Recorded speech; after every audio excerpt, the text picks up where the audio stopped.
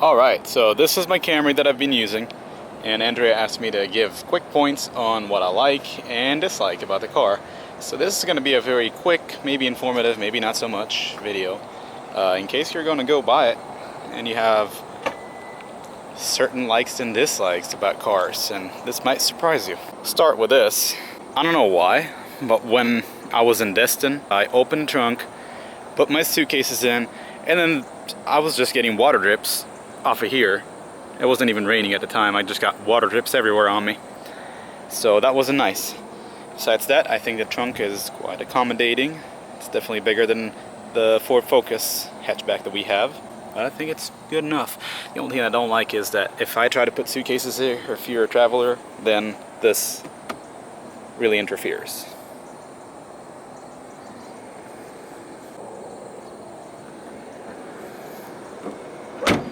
Legroom, I think, is really good, though I have not been traveling with anyone else. This is the room I have, so quite a lot of room, and this is set for me, 5'10" or 5'11" driver. Another point is that the center console, I believe this is a 2016 or 2015 model, 2016 probably, this does not work. The Bluetooth does not connect, it's very slow, unresponsive. And generally, I mean, we have 2010 Corollas with a dash that looks just like that, so what's going on? A little outdated, I'd say.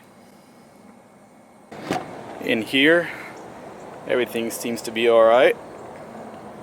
I like that they didn't put this pleather thing. I think it's pleather. It doesn't feel too good. I'm glad they didn't put it on here, so at least you can breathe a little bit.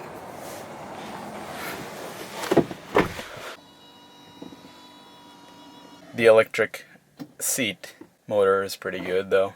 I like it. Okay, so the next point is, why do you have shift paddles? Why do I need these paddles if this is a really bad handling car? And driving the Ford Focus with way less power, it handles much better.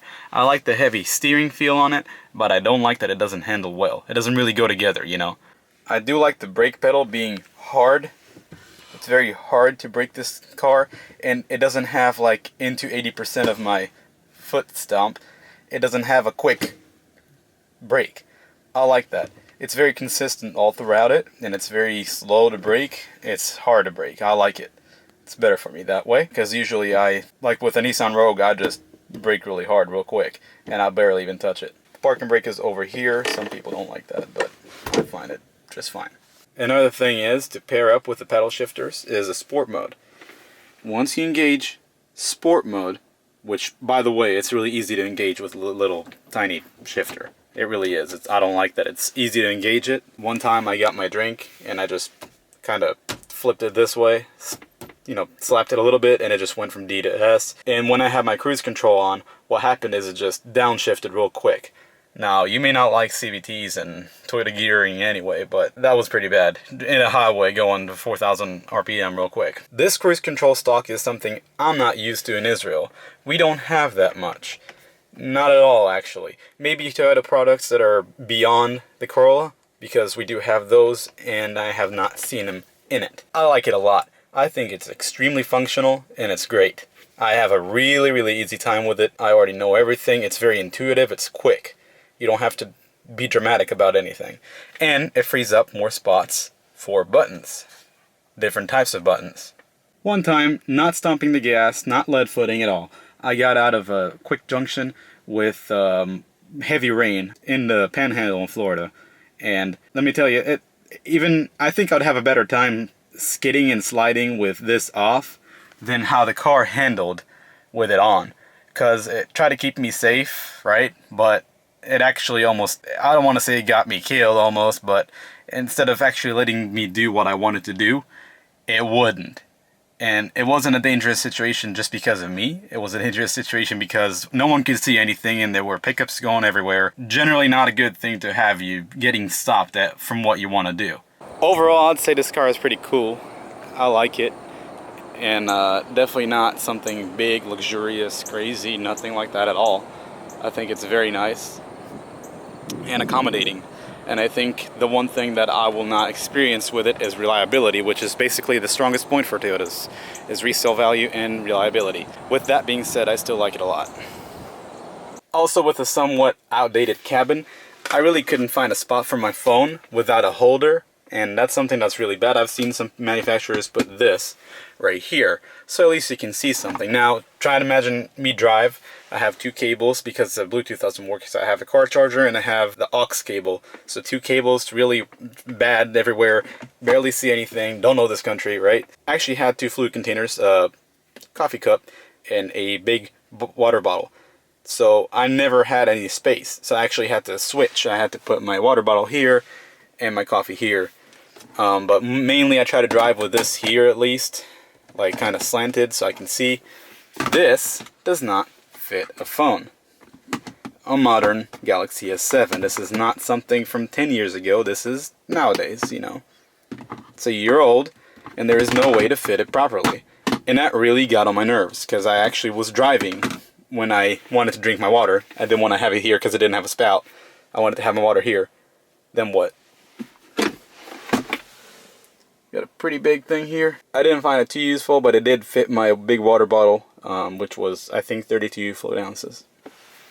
So at least that. And when I was comparing it to Toyota Corolla's interior, I wasn't saying this per se is exactly the same as Corolla from 2010, but it actually does have the same buttons. It has maybe not even a screen, but this screen is tiny. Wouldn't be able to see anything on it.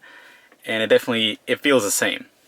The only thing that's different between the Camry and the Corolla for me, besides the 7-year difference, is this. Well, 5-year difference. This chrome-ish looking thing. And I actually don't like the red stitching, but that's just me. Soft touch. Soft touch. Flap. That doesn't look like it's supposed to be there, really. Because when I touch it, it feels like it's loose. Loose skin. So this feels like loose skin too, I'm not sure why.